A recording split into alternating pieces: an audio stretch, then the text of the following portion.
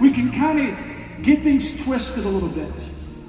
Get our eyes on the wrong thing. And so allow me just to balance some things this morning. What I want you to understand is the Bible says, what would it profit a man if he gained the whole world but lost his soul? Think about that. And in the context of today, let me rephrase it if you'll permit me. But what would it profit a man or a woman if your bank account was full but your soul was bankrupt? So what your business is thriving if your marriage is falling apart?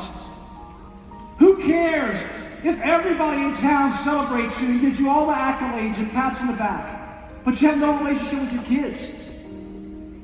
You see, you were built for greatness. In fact, the Bible says before the foundations of the world's creation, God created works for you to do. You were created with purpose, on purpose, to truly make an impact in this world. But it all starts with a relationship with Christ. And why is that so? Because if you're not alive in Jesus, if you're not walking in a relationship with Him, you're only a shadow of what you were created to be. The call, the purpose, the destiny on your life will never be fully realized. That's what Ed is talking about. That there comes that moment where every person, every man, woman, boy, girl has to make a decision. Am I going to give my life over fully to God? Or am I just going to play games? And you might ask, how do I know? How do I know? It's real simple for me. I want to ask you, if you were to stand before God today, this very hour, if this was your one more day, would you go to heaven? Did you know for sure that God would welcome you into His kingdom? If you're not sure today, I believe today is your day of destiny, your day of breakthrough, your day of coming alive to who God really created you and designed you to be. You see, I remember the day I gave my heart to God. Much like Ed's story, when I listen to him, I got to tell you, I can't listen too hard before I come out. I'll just be broken. Because I grew up in a very similar situation. Alcoholism, abuse, physical, verbal, all this stuff. In fact, I remember sitting down with my wife and we counted how many divorces existed in our immediate family. And when we got to 20, we just stopped counting.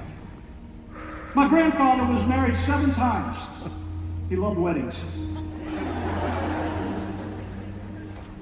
And you know, I looked at my own life and I said, that is my destiny, that's my future unless something changes. And I'm so glad that years ago at 18 years old, I gave my heart to Jesus. And today I've been married for 33 years.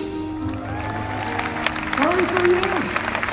4 kids who love God are married and 5 grandchildren and one that my oldest is in labor with right now.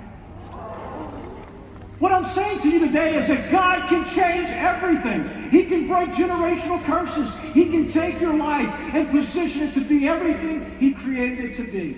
God's no respecter of persons. From the moment many of you stepped onto these grounds, you felt God doing something in your heart, tugging on your heart. And I believe today is a day of decision. I believe right now there are lives about to be changed. There's going to be no more ambiguity between where you are and where you need to be with the Lord. But I'm going to ask you right now to bow your heads and close your eyes all